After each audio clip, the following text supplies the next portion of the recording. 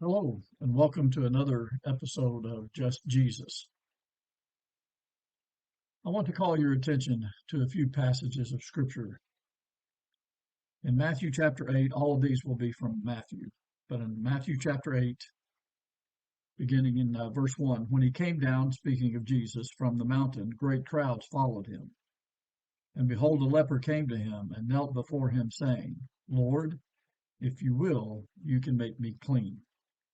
And Jesus stretched out his hand and touched him, saying, I will be clean. And immediately his leprosy was cleansed. And down, same chapter, chapter 8, verse 14. And when Jesus entered Peter's house, he saw his mother in law lying sick with a fever.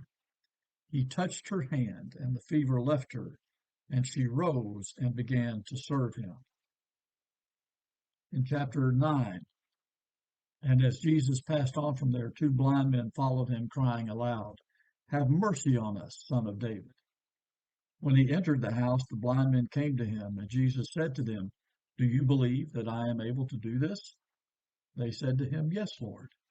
Then he touched their eyes, saying, According to your faith be it done to you. And their eyes were opened. And then finally, Matthew chapter 20, beginning in verse 29. And as they went out of Jericho, a great crowd followed him, speaking of Jesus. And behold, there were two blind men sitting by the roadside. And when they heard that Jesus was passing by, they cried out, Lord, have mercy on us, Son of David. The crowd rebuked them, telling them to be silent, but they cried out all the more, Lord, have mercy on us, Son of David. And stopping, Jesus called them and said, What do you want me to do for you? They said to him, Lord, let our eyes be opened. And Jesus in pity touched their eyes, and immediately they recovered their sight and followed him. Now, one of the things that all of those stories have in common is the fact that Jesus reached out and touched someone. He touched a leper, he touched Peter's mother-in-law, and he touched some blind men. For the most part, people who in that day and age, people didn't touch. But Jesus touched them. I had the opportunity a couple of days ago to go to a local jail. And after a couple of years of not having Sunday worship services in the jail because of COVID, have now decided to start offering Sunday worship services again. And so I went, and several of the chaplains there at the jail talked to us, and a couple of the officers of the jail talked to us. And again, it wasn't just me, it was representatives from a lot of the churches in the area who wanted to take part in this. And so they gave us a list of rules and regulations that we have to follow in order to hold Bible studies or small group sessions or worship services in the jail. And one of them was absolutely no physical contact of any kind between a visitor and an inmate. And we talked a lot about that. One individual said that that's going to be hard because I enjoy shaking hands. And some other people said that's going to be hard because these were people who enjoyed hugging other people. And so we talked about that, and we talked about the importance of touching.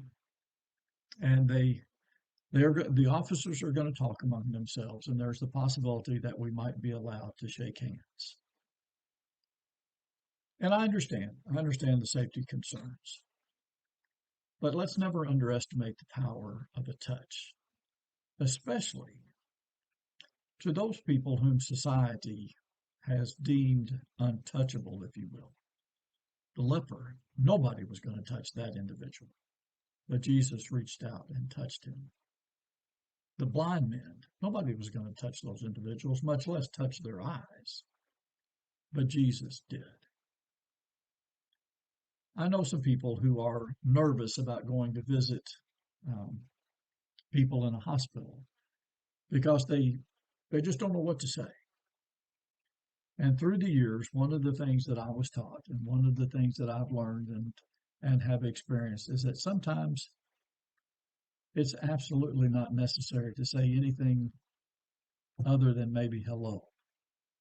but just sit by the bed and hold their hand, or put your hand on their arm. Sometimes when people are hurting, sometimes when people are grieving, all it takes is just a touch. Jesus understood that, and so he touched the people that were hurting and gave them comfort. So let me encourage you. When you're around people that are suffering, when you're around people that are hurting, and you don't know what to say to comfort them, sometimes all it takes is just a touch. Put your arm around them, hug them, touch them. Well, I pray that you'll have a great day.